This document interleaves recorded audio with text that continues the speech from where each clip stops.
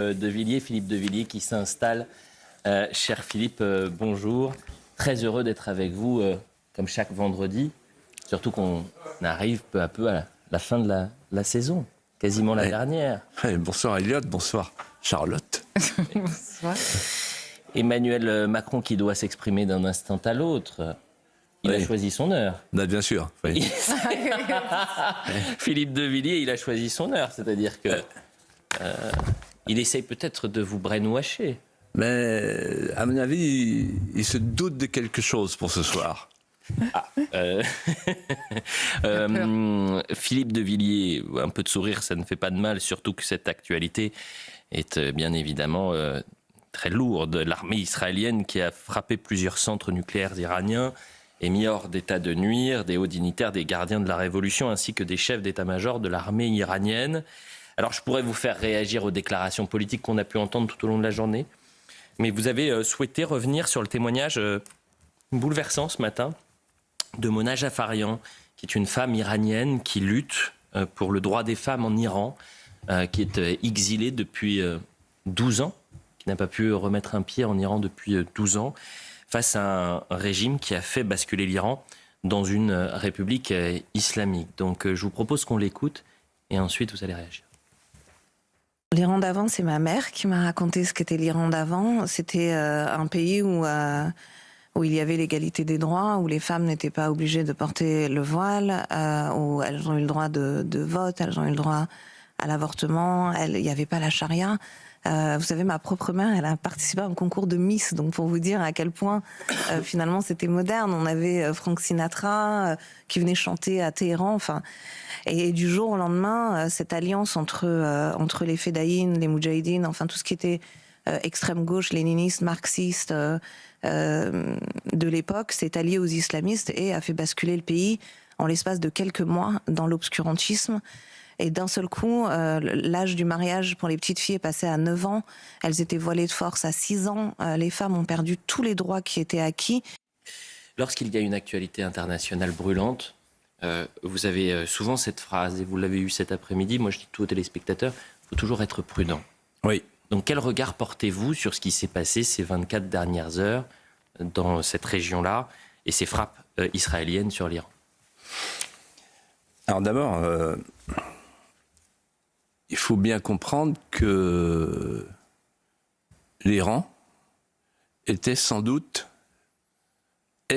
sur le point d'avoir la bombe atomique. C'est pas moi qui le dis, ce ne sont pas les diplomates qui le disent, c'est l'agence internationale qui est chargée du contrôle de l'atome, qui il y a quelques jours, a mis en garde la communauté internationale en disant qu'il est probable que l'Iran est tout près d'avoir la bombe atomique. Ça pose un triple problème. Le premier problème, c'est pour Israël. Parce que si l'Iran a la bombe atomique, l'Iran s'en servira. Et compte tenu du climat de tension entre Israël et l'Iran, on peut supposer que dès que l'Iran aura la bombe atomique, l'Iran ne tardera pas à s'en servir. Et là, on a une conflagration généralisée. Deuxième danger, deuxième problème, c'est l'ensemble du Moyen-Orient, puisque si l'Iran a la bombe atomique, l'Arabie Saoudite va vouloir avoir la bombe atomique, je cite au hasard, mais tous les pays voudront avoir la bombe atomique, c'est-à-dire que c'est le fameux danger de ce qu'on appelle la prolifération nucléaire, la nucléarisation de tout le Moyen-Orient. Ça, c'est le deuxième problème. Et le troisième problème, il nous concerne nous, parce que quand un État islamique a la bombe atomique, vous avez beau être de l'autre côté de la Méditerranée, il vaut mieux se préparer à une attaque de la part d'un État qui pratique le djihad et la charia. Donc c'est un État dirigé par des terroristes. Alors si je dis ça, c'est parce que je pense que Netanyahou, d'Israël, avait des éléments qui les ont conduits à prendre la décision. Et pour ma part, je vais dire franchement les choses, avec la prudence nécessaire, c'est plutôt une bonne nouvelle. Parce qu'il y a une guerre qu'il vaut mieux pratiquer, c'est la guerre préventive. Civis pacem parabellum. Et là, en l'occurrence, il vaut mieux prévenir que guérir. Maintenant, pourquoi il faut être prudent? Parce qu'on ne sait pas du tout ce qui s'est passé, en fait. On ne sait pas si les avions, les 200 avions israéliens ont réussi à percuter l'uranium enrichi qui se trouve profondément enfoui dans le sol, et on ne sait pas quelle va être la réplique de l'Iran. Par contre, ce que je voudrais dire, je voudrais vous dire un mot de Mélenchon et un mot de Macron. Sur Mélenchon, je me souviens d'une conversation en 2005 avec lui, au moment du référendum sur la Constitution, et j'avais publié les turqueries du grand Mamamouchi sur Chirac, qui voulait faire rentrer la Turquie en Europe. Et lui, il était violemment hostile, en disant, si on fait rentrer l'islamisme en Europe, on aura une Europe islamique. Et il disait ça, on peut retrouver les images. Il était déchaîné sur la question de la laïcité, comme il disait. Donc, qu'est-ce qui s'est passé? Il s'est passé une chose épouvantable pour un homme politique. C'est que la gauche, en fait, elle n'a plus d'électeurs. Et donc, elle est allée chercher dans les banlieues, et elle a fait venir dans les banlieues des électeurs. Voilà. La démocratie, c'est le nombre. C'est le gros inconvénient. Quand vous avez compris que la démocratie, c'est le nombre, il faut pratiquer la politique du nombre. Et quand vous n'êtes pas en situation de pratiquer la politique du nombre, il faut aller chercher le nombre ailleurs. C'est ce qu'ils ont fait. Et en fait, je me disais, en venant tout à l'heure, je me disais, en fait, pour Mélenchon, la France est devenue une annexe de la Palestine. Et donc, le meeting hier avec Rima Hassan, c'était ça. On était en Palestine, on était dans un bout de Palestine en France. C'est-à-dire qu'en fait, la France est devenue un État confédéré. Il y a un bout de régalien qui dépend de notre puissance publique et un autre bout du Moyen-Orient. C'est hallucinant ce qui se passe. Et comment la gauche, l'ancienne gauche laïque, la gauche Jospin, tout ça, etc., comment ils ont pu se rallier à ça? Et on en parlera tout à l'heure, mais les dernières prises de position de Macron, ça y est, il est revenu dans cette sphère-là. Alors, puisque je parle de Macron, moi j'ai vu Barrot, donc j'ai pas vu Macron. Macron il souffre d'une logorrhée chronique, donc il fait des conférences de presse, il fait des prestations. On va voir d'ailleurs qui sera celui qui aura le plus de téléspectateurs demain. Mais alors, il est complètement pris à revers, parce que lui, il a dit, le 18 juin, on va reconnaître l'État palestinien. Donc visiblement, il n'est pas dans le circuit des informations confidentielles, et c'est tragique pour la France. Ça veut dire qu'en fait, c'est un coupeur de citron, Macron, à l'échelle internationale. Je choisis mon image pour qu'elle soit comprise. Vous avez, sur Jean-Luc Mélenchon, ce qui est intéressant, c'est que le Jean-Luc Mélenchon de 2012, et il y a une archive qui circule notamment sur les réseaux sociaux, où Jean-Luc Mélenchon dit Israël face à lui ou elle, l'Iran qui menace de frapper donc Israël en permanence. Si l'Iran a le nucléaire, ça devient un danger pour Israël. Et ce discours-là était tenu en 2012 par Jean-Luc Mélenchon. Et pour revenir à Emmanuel Macron, vous savez que normalement, c'est pas encore confirmé, mais peut-être que ça le sera dans les prochaines minutes, il devrait reporter cette volonté du 18 juin de reconnaître l'État de Palestine au vu de la situation donc au Moyen-Orient. Ce que je vous propose, Philippe de Villiers, et vous l'avez dit, c'est la prudence est obligatoire dans ces cas-là, et vous avez tout dit sur la situation, et il ne serait pas honnête pour les téléspectateurs de rester sur un sujet où tout a été dit à l'instant T. S'il y a des nouvelles informations, évidemment, comme à chaque fois, je vous les transmets. Et puis il y a eu des Français qui se sont mobilisés aujourd'hui, vous le savez. On devait d'ailleurs commencer cette émission par ces Français réunis vendredi pour rendre hommage à Mélanie, 31 ans, poignardée à mort par un élève du collège Françoise Dolto à Nogent en Haute-Marne. Je voudrais qu'on voit les images de la minute de silence. Il y avait du monde cet après-midi. Regardons les images ensemble, si vous le voulez bien, avec cette minute de silence et ces Français qui se sont rassemblés, la sidération, le choc, la colère aussi, quand on voit cette action. Et quand vous voyez ces images, si vous étiez là-bas, Philippe de Villiers, à la marche silencieuse, quel serait le message que vous adresseriez à la famille? C'est une question difficile, Elliot. Je pense que je les prendrai dans mes bras, comme un chef de famille peut le faire en embrassant une famille en détresse, dans le deuil, le désarroi. C'est un de ces moments de béance où le sol se dérobe. Et dans ce moment-là, toute parole est inutile, superfétatoire et même indélicate. Dans ce moment-là, ce qui compte, c'est la présence qu'on lit dans les yeux. Après. Parce que c'est le moment de l'effondrement.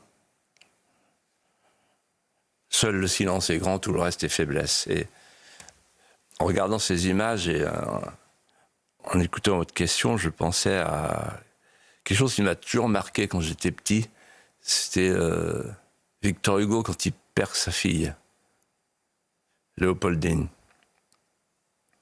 Il a un vers que je ne comprenais pas quand j'étais petit, un vers de colère qu'il écrit « Ah, je fus comme un fou dans le premier moment ». Et il explique en fait qu'il n'a pas supporté cette privation, cette disparition soudaine. Et puis plus tard, beaucoup plus tard, il écrit cette ode à Villequier, fameuse, où ils disent « Je viens à vous, Seigneur, Père auquel il faut croire, je vous porte apaiser les morceaux de ce cœur tout plein de votre gloire que vous avez brisé. » Et en fait, je me dis, à la famille, je dirais, plus tard, quand le chagrin sera un peu apaisé, Mélanie n'est pas morte pour rien. Elle est un symbole. Et je reprendrai ce qu'a très bien dit sur ce plateau hier matin, avec Pascal Praud, Marie-Estelle Dupont, la grande psychanalyste. Elle a dit « Nous sommes dans une société détraquée, nous sommes dans une société malade. » Vous voyez bien que là, il n'y a pas d'explication. Donc s'il n'y a pas d'explication, c'est qu'il se passe quelque chose d'autre. Il n'y a pas de mobile, il n'y a pas de motif. C'est quoi ce quelque chose d'autre? C'est qu'en fait, depuis mai 68, mais peut-être bien avant, toutes les distinctions, toutes les frontières ont sauté. La frontière entre le réel et le virtuel. Parce qu'on tue réellement ou virtuellement, on ne sait plus. Ça, c'est le phénomène des écrans. La frontière, surtout, ce que disait Marie-Estelle Dupont, entre le bien et le mal. Et à un moment donné, elle prend un parti Pascal et elle lui dit « mais le mal ». Et tout le monde dit « qu'est-ce qui se passe ?» Ben oui, le mal rôde. Le mal existe. Ensuite, la frontière entre les interdits structurants et ce qui est recommandable. Il n'y a plus de frontière. Ensuite, la frontière entre les adultes et les enfants. Jouir sans entrave, mai 68. Le prof, il est tombé de l'estrade depuis longtemps. Le père aussi. Et enfin, ajoutait-elle, la frontière entre la parole, le langage et l'algorithme. C'est-à-dire qu'aujourd'hui, l'enfant, quand il décrit son malaise, il n'a pas de mots. Pourquoi ? Parce qu'il n'a rien appris. Et c'est frappant d'ailleurs de voir, quand il y a un drame comme ça, les gens disent « Ah ben, on ne sait pas trop quoi dire ». Ben oui, ils ne savent plus quoi dire parce qu'ils ne savent plus mettre des mots sur les pleurs. Et donc, en fait, on est dans une société qui est complètement détraquée. On va y revenir, je suppose, parce qu'il faut aller au fond des choses. J'entendais tout à l'heure, autour de la table, des gens qui disaient ah ben, on ne sait pas trop, et puis le ministre de l'Intérieur qui a dit on ne sait pas trop, on ne sait pas quoi dire. Personne ne sait quoi dire, sauf Bayrou qui dit on va mettre des portiques. Attends, moi je sais quoi dire, moi. La France entière, Philippe de Villiers, a été saisi d'émotion mardi matin en apprenant l'assassinat de Mélanie, qu'on voyait à l'image, ce sourire, lors d'une fouille à l'entrée de l'école Françoise Dolto dans la Haute-Marne. Je vous propose d'écouter le beau-fils de Mélanie, Evan, qui a pris la parole cette semaine. Mélanie, c'était une femme merveilleuse, une femme pleine d'amour, pleine de joie, pleine de compassion. Elle aidait tout ce qu'elle pouvait. C'était vraiment quelqu'un d'incroyable. Tous les adjectifs qu'on peut utiliser pour qualifier quelqu'un dans le positif lui étaient dus. C'est un acte absolument innommable. Je pense que même s'il a 14 ans, je pense qu'au vu de son acte, il devrait être jugé comme un adulte. Je ne pense pas qu'on puisse encore considérer quelqu'un qui poignarde quelqu'un d'autre, d'encore un enfant. Enfin, ça efface tout sentiment d'être candide ou quoi que ce soit. Il a quand même emmené un couteau à l'école. On va pas me faire croire que c'était pas prévu, que ça a été prévu sur Mélanie ou non. Ça n'a pas trop d'importance. Le mal est fait, mais qu'il aurait voulu s'attaquer à Mélanie ou à qui que ce soit d'autre, ou même à plusieurs personnes à la suite. Enfin, dans tous les cas, il avait prévu de faire du mal aux gens, et je pense pas qu'avec ça, on puisse encore le considérer comme un enfant. Charlotte Dornelas. Mais Philippe, vous disiez que Mélanie était un symbole. Alors, quelle signification vous donnez à ce drame, et surtout, que faire pour enrayer cette série noire qui a déjà commencé et qui risque de continuer, étant donné la description de la société que vous nous faites ? Alors, le symbole, en fait, déjà, il y a le nom de l'école. Françoise Dolto. C'est-à-dire qu'elle a été poignardée par un élève de l'école qui porte un nom symbolique, Françoise Dolto. Moi, je l'ai bien connue, Françoise Dolto. C'était une psychanalyste des enfants, spécialiste des enfants, qui est devenue une figure iconique de l'enfant roi. Et un jour, elle m'a raconté son histoire elle appelait ça le complexe du homard. Alors, elle m'explique, voilà, l'enfant, il est dans sa carapace, et à un moment donné, il faut qu'il sorte de sa carapace pour entrer dans une autre carapace. Si jamais les parents maintiennent la rigidité des repères à ce moment-là, il va devenir très agressif et violent. En d'autres termes, elle annonce, elle préconise la fin du patriarcat, la déconstruction de la pédagogie du maître, de l'autorité et du père. Vous parlez de symbole, le voilà le symbole. Alors allons au fond des choses. La réponse du gouvernement est pathétique. C'est la mise en scène de son impuissance. Déjà, je reviens un instant sur la marche blanche. La marche blanche, on connaît depuis 2015. La marche blanche, c'est une procession sans boussole. C'est une procession sans consolation transcendantale. On est dans le silence. On n'implore personne ni rien. On est là avec ses larmes, tout seul. C'est la procession de la solitude. Alors, on dépose des bouquets. On a la riposte de ce silence. Tu n'auras pas ma haine. Voilà. Alors après, il y a Bayrou qui arrive et qui dit les portiques. Et il y a le ministre de l'Intérieur qui explique ah oui, mais les portiques, la céramique, ça ne marchera pas. Et puis là, on découvre que le meurtrier, il est allé prendre un couteau dans sa cuisine. Donc il va falloir une interdiction, mettre les scellés sur toutes les cuisines de France. Bon. Donc les portiques, les couteaux, etc. Et qu'est-ce qui me frappe, et j'imagine vous aussi, c'est qu'en fait là, les politiciens qui nous gouvernent, en fait, ils se comportent comme des mécanos qui mettent une rustine sur le vélo, quoi. En disant il faut absolument qu'on nous voit mettre une rustine, sinon on va passer pour des imbéciles. Bon, en fait, ils traitent les effets, toujours les effets, mais jamais la cause. Et quelle est la cause? La cause, c'est la décivilisation. Qu'est-ce qu'une civilisation? Une civilisation, c'est un état social dans lequel celui qui arrive au monde s'aperçoit très vite que ce qu'il entend apporter de précieux et d'inédit est infiniment moins inédit et moins précieux que ce qu'il va bientôt trouver. Encore faut-il que il ait les éléments pour comprendre. Hannah Arendt a eu une phrase remarquable: toute génération nouvelle est une invasion barbare qu'il convient de civiliser. Or, on ne civilise plus. Les trois cercles de la civilisation sont en même temps les trois cercles de l'autorité. L'autorité paternelle, l'autorité magistrale, l'autorité régalienne. C'est-à-dire trois institutions. Ces trois institutions, elles se sont effondrées. Et la classe politique qui est au gouvernement, là, ce sont les héritiers de ceux qui sont là depuis 50 ans. Par petites touches,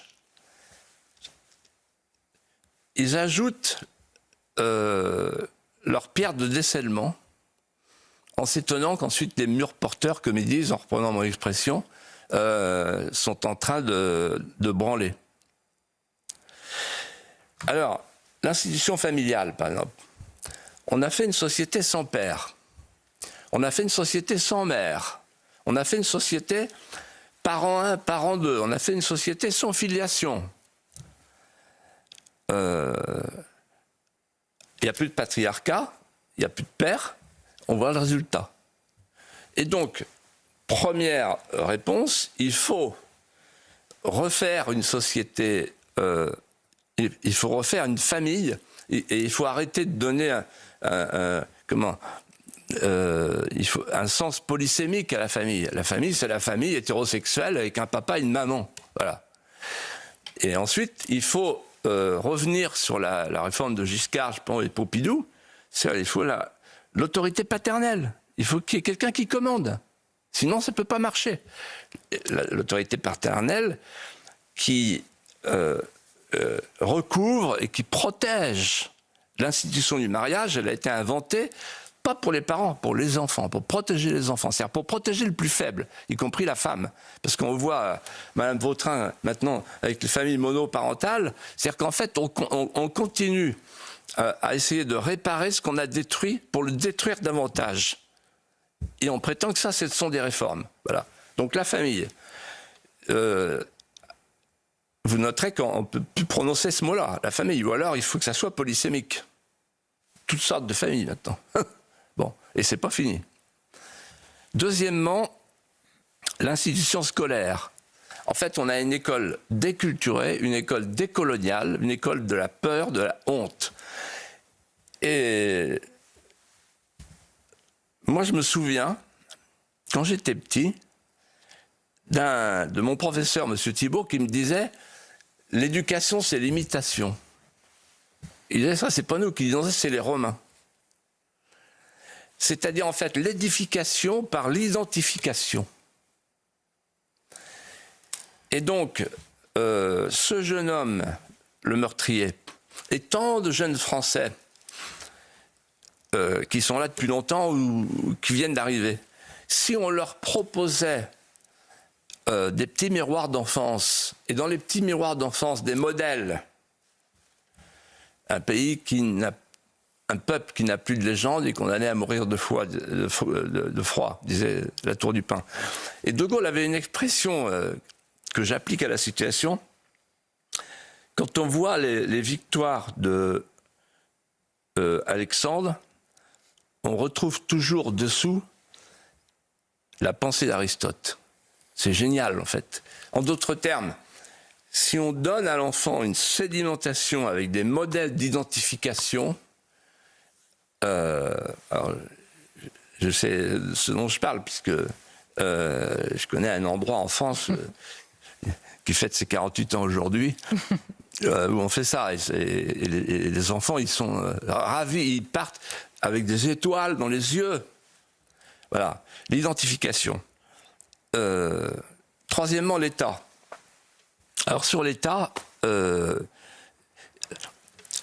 l'État n'est plus capable d'infliger la sanction. Et je pensais tout à l'heure en vous écoutant à Elias, si en fait il n'y avait pas eu la loi Belloubet sur la fameuse césure, Elias serait encore en vie. Donc l'État est coupable de la mort d'Elias. Madame Belloubet et les gens qui sont au gouvernement aujourd'hui, qui étaient là déjà.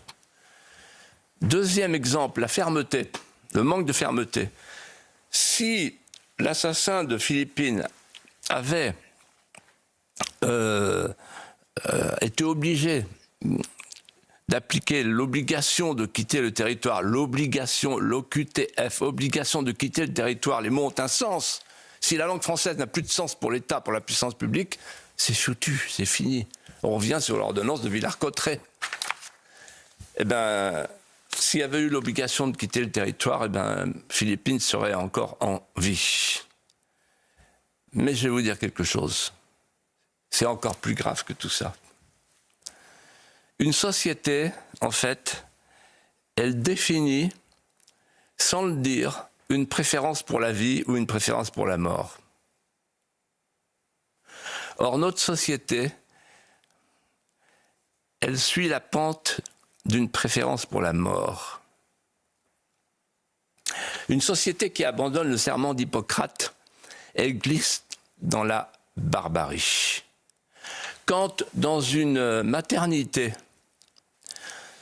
on peut, au nom de notre loi fondamentale, retirer une vie à naître, la vie devient relative, contingente, précaire.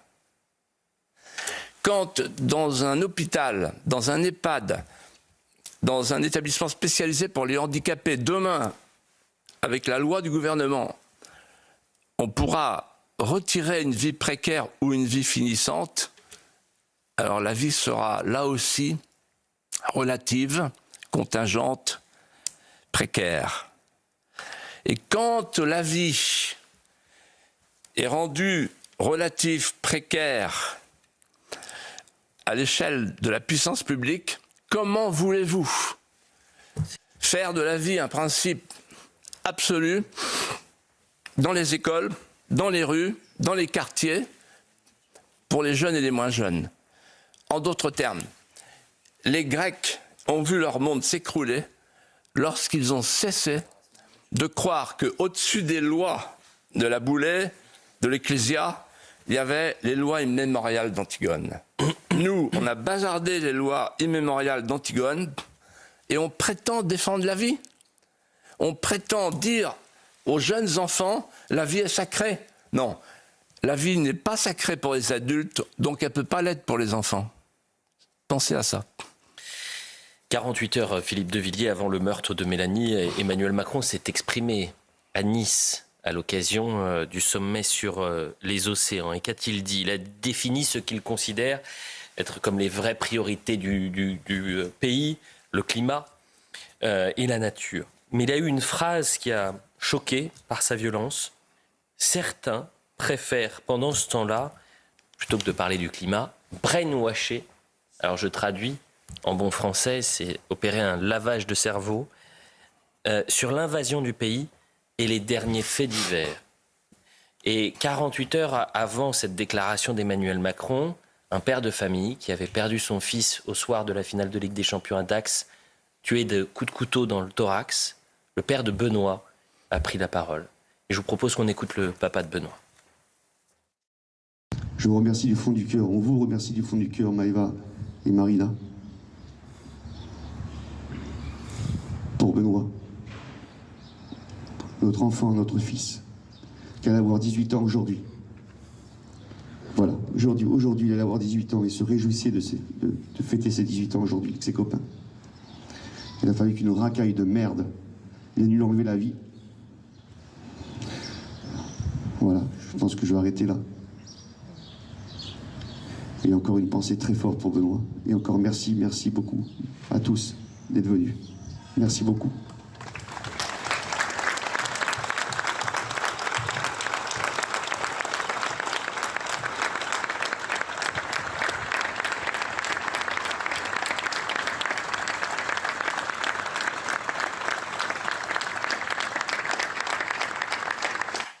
Et certains préfèrent donc, pendant ce temps-là, brainwasher sur l'invasion du pays et les derniers faits divers. Charlotte Dornelas. Quelle est l'analyse que vous faites justement de cette expression présidentielle juste après le drame de Dax et de tant d'autres avant lui? Et surtout, est-ce que c'est pour vous un nouveau marqueur dans le quinquennat d'Emmanuel Macron, une sorte de basculement politique pour lui? C'est une tâche indélébile. Et il faut bien comprendre la mécanique. Donc il a utilisé cette expression révélatrice avec un anglicisme édifiant en désignant ceux qui cherchent à brainwasher, donc à faire un lavage de cerveau. En fait, il veut nous dire par là qu'il parle global. Il parle globish. Il truffe ses expressions de mots appartenant à la sphère globish. Attestant ainsi qu'il appartient à ce petit milieu des quadras business analysts. Il est dans sa bulle, en fait. Il est dans sa bulle sémantique. Il est dans son monde. Il est dans un autre monde. Il est dans un autre monde que le nôtre. Il est dans un monde sans frontières, qui est celui de Davos. Il demeure, il sera jusqu'au bout le Young Global Leader, un start-upper, dit-il. Et en fait, il veut faire de la France une start-up, une nation start-up expérimentale, océanique, à sa manière. Il préfère Manhattan à Rocamadour.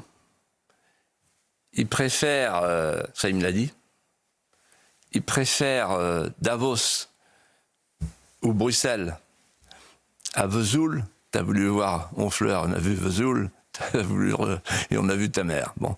Et lui, il aime Davos, il aime Bruxelles, beaucoup plus que Vesoul. En fait, il appartient à une patrie cosmique des Global Shapers, les façonneurs mondiaux, et il aspire à la parousie d'un océan sans plastique. C'est son dessein. Il l'a dit à France 2, devant Madame Salamé, avec la mer derrière. Il a dit, avec le plus grand sérieux du monde, les yeux dans les yeux avec Madame Salamé, je veux un océan sans plastique. Il préfère un océan sans plastique qu'une France avec des Français de souche. Alors, je dis qu'il est dans sa bulle sémantique, il est aussi dans sa bulle sociologique. Parce qu'il parle comme l'hyperclasse mondialisée. Elle parle comme ça, c'est-à-dire qu'elle jette son bilinguisme méprisant, arrogant aux Bodins qui sont dans leur jardin à soigner le carreau de poireau. Donc quand ils entendent brainwasher, choc. Là, il y a la distance entre les élites et le peuple. Cette hyper-classe mondialisée qui se moque des fins de mois, qui s'intéresse à la fin du monde. Elle est climatophile. Elle ne veut pas de frontières. Elle veut un marché planétaire de masse. Peut-être qu'il y a un lien entre les deux. Et ce qu'elle dit de lui. Un jour, j'ai un ami qui est dans la Macronie qui m'a dit « Tu comprends, Philippe, tu comprends pas Emmanuel ». Je dis « Pourquoi ?» Il est disruptif. C'est le président qui veut disrupter la France. Et alors, il s'intéresse au haut fond plutôt qu'au bas fond où croupissent les petits blancs, et guerres, comme on dit. Et il veut disrupter, c'est-à-dire qu'en fait, il est plus intéressé par la ressource halieutique que par les Français de souche. Ce qui lui importe, il l'a dit. Je ne sais pas si vous avez entendu la phrase. Il a dit demain, on risque de ne plus avoir de requins et de maquereaux. Ce qui, pour un président de la République française, est très embêtant. Beaucoup plus que s'il avait dit demain, il n'y aura peut-être plus de Français. Parce qu'on est submergé. Mais il ne veut pas entendre parler de ça, parce qu'il parle d'invasion. Et enfin, il est dans sa bulle idéologique. Et ça, c'est le plus important pour moi. C'est-à-dire qu'il est dans une hiérarchie inversée. Il n'a pas été élu pour sauver les poissons et nettoyer les océans, il a été élu pour sauver les Français et nettoyer les quartiers. Donc là, il y a une erreur de casting majeure qu'on n'avait pas vue. Il est temps de s'en apercevoir. Et cette hiérarchie inversée, en fait, elle convient parfaitement à la gauche. En fait, la pensée de Macron sur les océans, c'est la pensée de l'extrême gauche. Et il y a ce lien entre l'anti-France et la post-France. Ils pensent la même chose. Ils pensent que le climat vaut d'en finir avec la croissance, donc le pacte vert, ils sont tous d'accord là-dessus. Ensuite, ils pensent que la question migratoire et la question sécuritaire sont des questions secondaires, voire fantasmatiques, agitées par les populistes. Et ils ne voient pas la nappe de sang qui s'étend. En fait, ils pensent à l'océan des larmes de sel, mais ils ne pensent pas à l'océan des larmes de sang. C'est-à-dire qu'ils sont hors de la France. Ils sont hors de France. Macron, avec son histoire d'océan, il a quitté la France. Le constat que vous faites est extrêmement rude, lourd. Et la question qu'on peut se poser en vous écoutant, c'est que reste-t-il à faire et comment... et beaucoup de Français se posent la question, comment va-t-on... Comment allons-nous tenir encore pendant 2 ans? Elliot, j'aimerais ne pas avoir à répondre à cette question. Parce que je ne suis pas venu faire cette émission pour vous raconter des balivernes et pour faire le politicien. Je suis venu pour dire la vérité. La vérité de mon cœur, la vérité de ce que je ressens. Pour la France, par amour de la France. Alors, vous m'obligez à aller au fond des choses. Allons-y. Le pays est bloqué. Et on sait tous qu'il est bloqué pour 2 ans. Ils le disent tous, d'ailleurs. Il ne se passera rien. Rien ne bouge. C'est la statue de Baudelaire. Je hais le mouvement qui déplace les lignes. Là, les lignes sont immobiles. Il n'y a pas de mouvement. On est dans les affaires courantes, on est dans les dépenses courantes, on est dans la dette qui court après l'impôt. On sait seulement par la ministre des Comptes publics que on va être bientôt, la France, sous tutelle, sous curatelle du FMI, de la Commission de Bruxelles et des prêteurs étrangers. C'est-à-dire qu'on sait seulement qu'à 2 ans de la fin du mandat, on va devenir un protectorat, une colonie de nos créanciers. Quel destin! Face à cette situation, quelle est la signification, alors, aujourd'hui, du mandat d'Emmanuel Macron et de ses ministres? Quand on les voit ne rien faire, pérorer, qui sombre dans une politique compassionnelle. C'est celui qui pleurera le plus, qui a les meilleurs sondages. On se dit, mais alors, en fait, l'objectif de chaque ministre, c'est de se maintenir en équilibre pour pas tomber. Vous me direz, c'est déjà pas mal, mais c'est les barres parallèles, ça. Salto avant, salto arrière, je me maintiens et je repousse le moment de la catastrophe.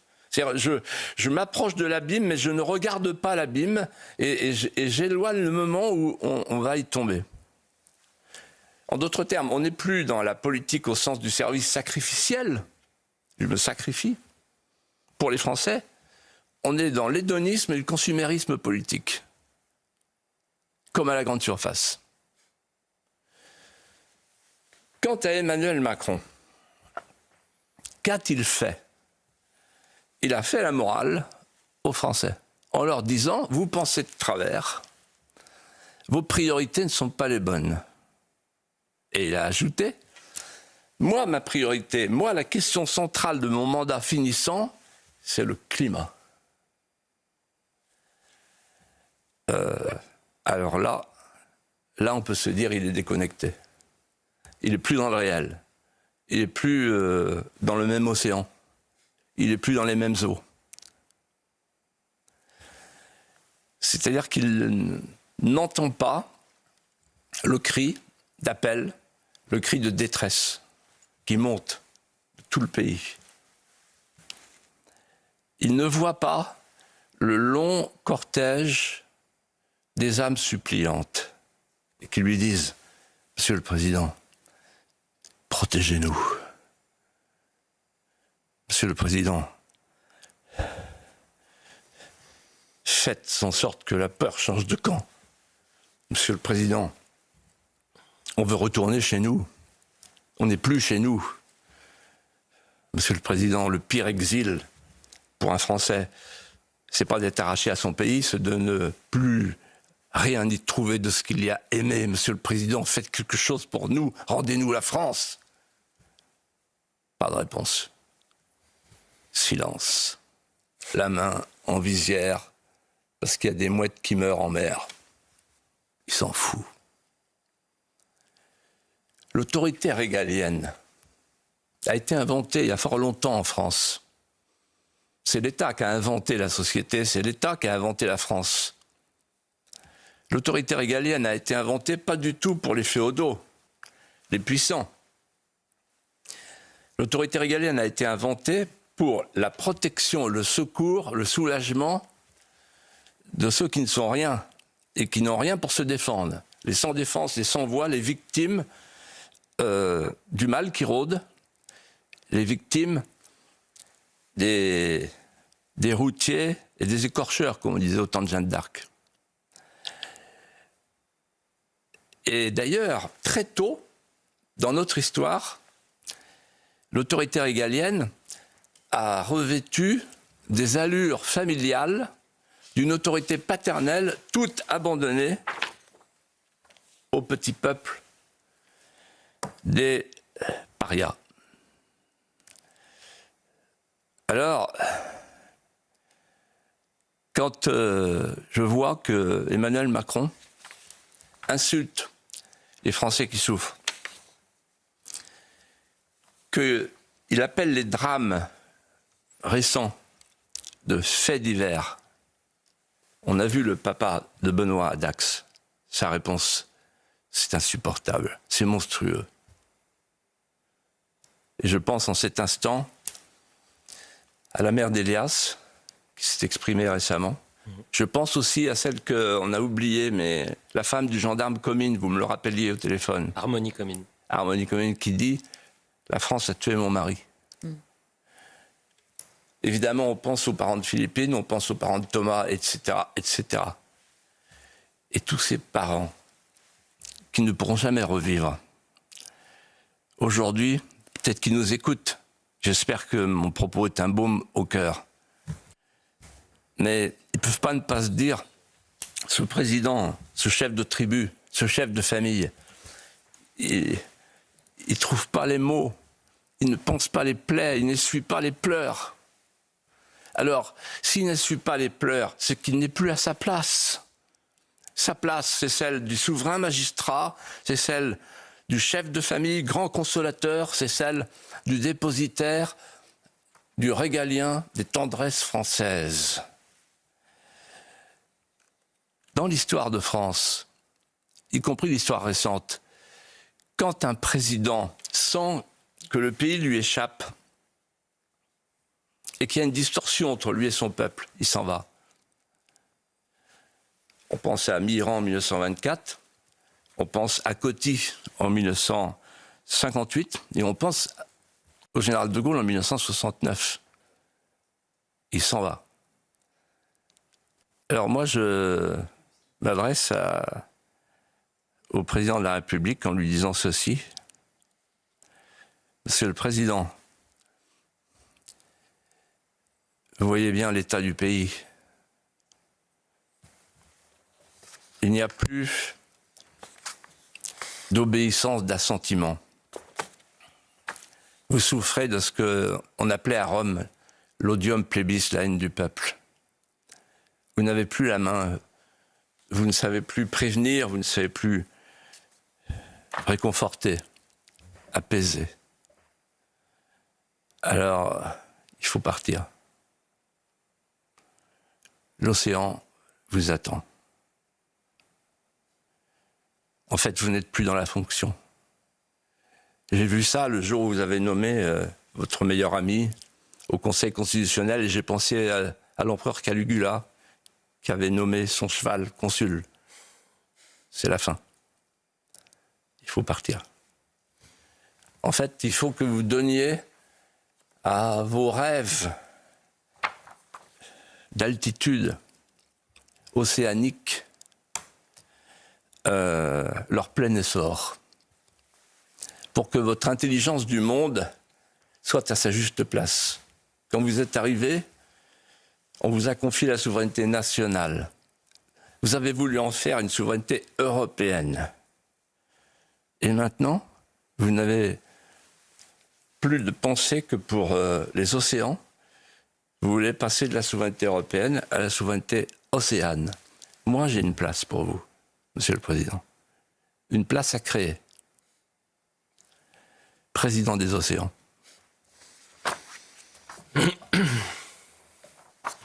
Philippe de Villiers, il y a 15 jours, vous avez adressé une ode affectueuse à celui que Mathieu Kassovitz a appelé par dérision le français de souche. Et cette semaine, pour la première fois, vous vous êtes resté énigmatique en me disant mon apologue sera une surprise. Et vous avez ajouté un français peut en cacher un autre. Philippe de Villiers, quel sera l'objet de cet apologue mystère? Alors, c'est vrai, il y a 15 jours, donc j'ai adressé une ode aux Français de souche. Et puis, je me suis dit, pour des raisons que vous allez comprendre tout à l'heure, mais il y a un autre Français auquel il faut que je m'adresse ce soir. Ce Français-là, il vient de l'extérieur. Ce Français-là qui vient de l'extérieur, il a un regard d'appel qui attend l'étincelle pour devenir un Français de désir. Le Français de désir, c'est celui qui brûle d'entrer en ressemblance avec nous et qui, côtoyant le Français de souche, à son tour, rêve de faire souche. Il est prêt à troquer ses gloires, ses drames, ses larmes qu'il a emportées avec lui contre les nôtres, à la condition que nous soyons capables de lui donner à aimer nos lignées, nos prosopopées, nos héros, nos tendresses. Et aux Français de désir, je propose une devise qui est une confidence attachante d'un Français de désir, célèbre académicien, Romain Gary, et qui disait « Je n'ai pas une goutte de sang qui coule dans mes veines, mais c'est la France qui coule dans mes veines. Hélas, aux Français de souche, je suis obligé de dire ceci. Les politiciens qui vous parlent ne vous parlent pas de la France. Ils parlent d'une autre France qui n'est pas la nôtre. Ils parlent d'une France des feux éteints, gouvernée par des âmes mortes. Une France qui ne donne pas envie. Il faut aller chercher la France dont je parle.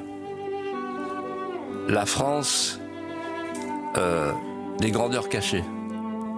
Elles affleurent comme le granit breton. Mais on ne les voit pas à l'œil nu, il faut aller les chercher.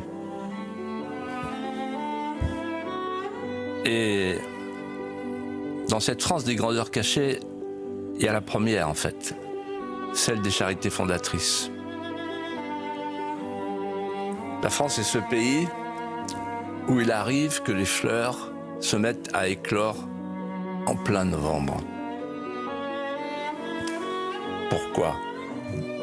Parce que ce fleurissement tardif et paradoxal correspond à une expression vieille comme la France, l'été de la Saint-Martin.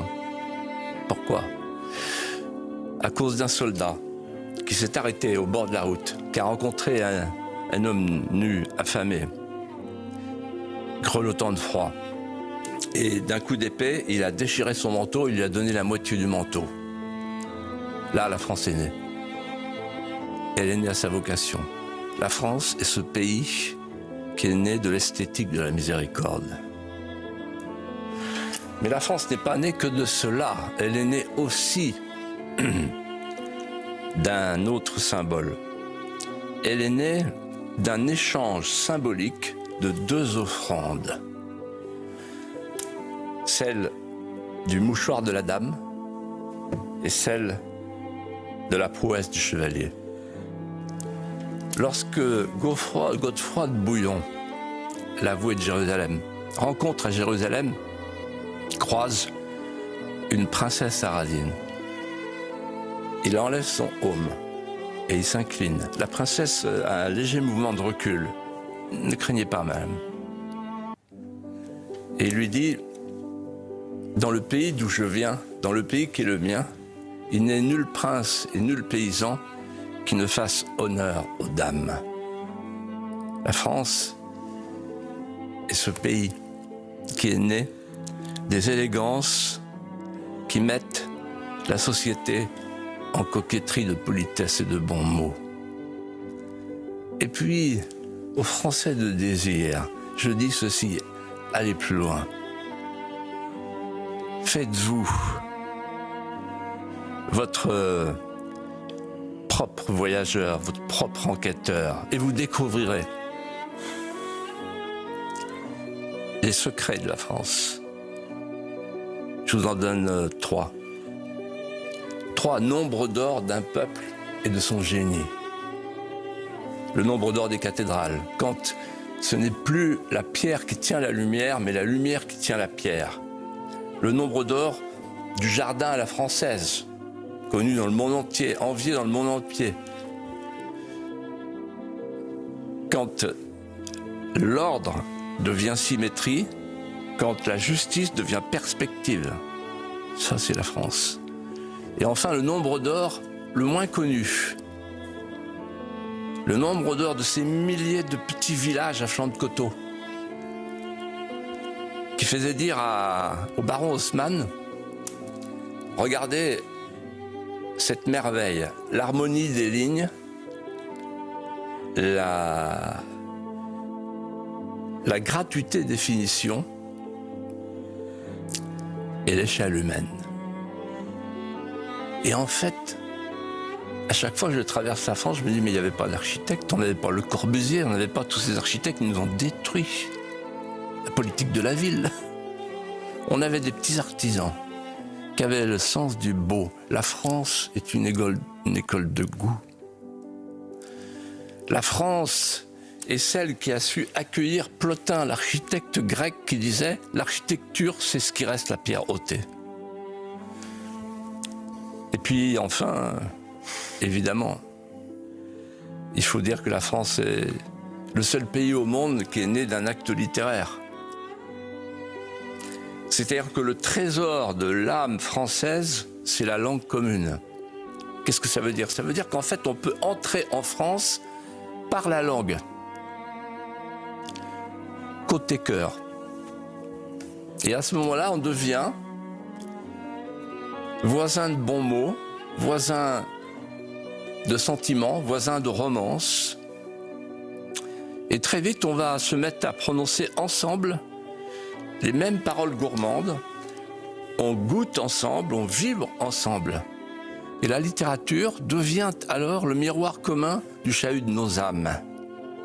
Et puis, très vite, le français de désir se retrouve cousin germain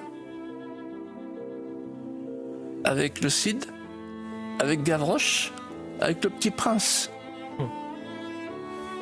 Et puis un soir, ayant baigné dans cette France des soleils levants et des soleils couchants, dans cette France des neiges et des tropiques, il se peut que le français de désir, un soir de grâce, se dise « Le miracle a opéré en moi. Je sens que je suis un Français de désir. » Charlotte Elliott, je dédie cet apologue au plus grand Français de désir de notre temps. Il est prisonnier pour avoir trop aimé la France. C'est mon ami, Boualem Sansal. Quelle émouvante surprise. Je ne savais pas que vous alliez rendre hommage à Boualem Sansal ce soir, Philippe de Villiers, qui est détenu dans les geôles algériennes depuis le 16 novembre dernier. Et c'est vrai que depuis quelques semaines, plus personne ne parle de Boualem Sansal. Et c'est un bien bel hommage que vous lui rendez. Je peux vous dire que la dernière fois qu'on s'est vus, c'était à Béziers. On était tous les deux. Et à un moment donné, il me dit « Les Français n'aiment plus la France ». Je dis « Pourquoi vous dites ça ?» Il dit « Parce que s'il l'aimait, il se battrait pour elle. Comme moi, je me bats pour elle. » Et là, il s'est mis à pleurer. Et on a pleuré tous les deux. Merci Philippe de Villiers. Merci et pensons évidemment à Boualem Sansal et à ses proches. Charlotte Dornelas, merci beaucoup. Dans un instant, c'est l'heure des pros. On va revenir. J'ai demandé à Yohann Musaï d'écouter attentivement la conférence de presse d'Emmanuel Macron, qui devait parler très peu et qui finalement a commencé son intervention non pas à 18h40, aux alentours de 19h10, pour la terminer à 19h45. Je suspecte quelque chose. On doit rendre Philippe. Il y a une expression que il essaye de vous brainwasher. Non. C'est ce qu'on appelle la contre-programmation. Alors là, et je peux vous dire que faites attention. Je savais qu'il allait faire ça parce que j'ai eu un coup de fil cet après-midi de l'Élysée. Ah. Bah écoutez, moi je ne l'ai pas eu. Vous avez des contacts que je n'ai pas avec l'Élysée. Et ils m'ont dit, on en a marre de vos scores. Et on a dit au président, tu vas parler en pleine émission de Philippe de Villiers. Déjà, moi, la première question que je posais... Vous savez ce qu'ils se sont dit? Oui, mais alors là... Il va se dégonfler, ils vont laisser la place au président. Non, mais ce qui est quand même incroyable, c'est qu'on a un président de la République française qui a parlé plus longtemps que les chefs d'État concernés par ce qui se passe au Moyen-Orient, c'est-à-dire que Benjamin Netanyahou, que le président iranien, ou même que Donald Trump. Il parlait pendant 45 minutes. Il a même parlé aussi de la Palestine, visiblement. Bref, on saura tout dans un instant. Vous n'avez pas remarqué... Philippe, on est très en retard. Attendez, dans le milieu du football, oui. Moi j'ai remarqué une chose que disait José Arribas, l'entraîneur du FC Nantes. Qu'est-ce qu'il a dit? Il disait, souvent dans le vestiaire, ce sont les coupeurs de citron qui parlent le plus longuement. Merci beaucoup Philippe de Villiers. Merci Charlotte Dornelas. Dans un instant, c'est l'heure des pros. À tout de suite.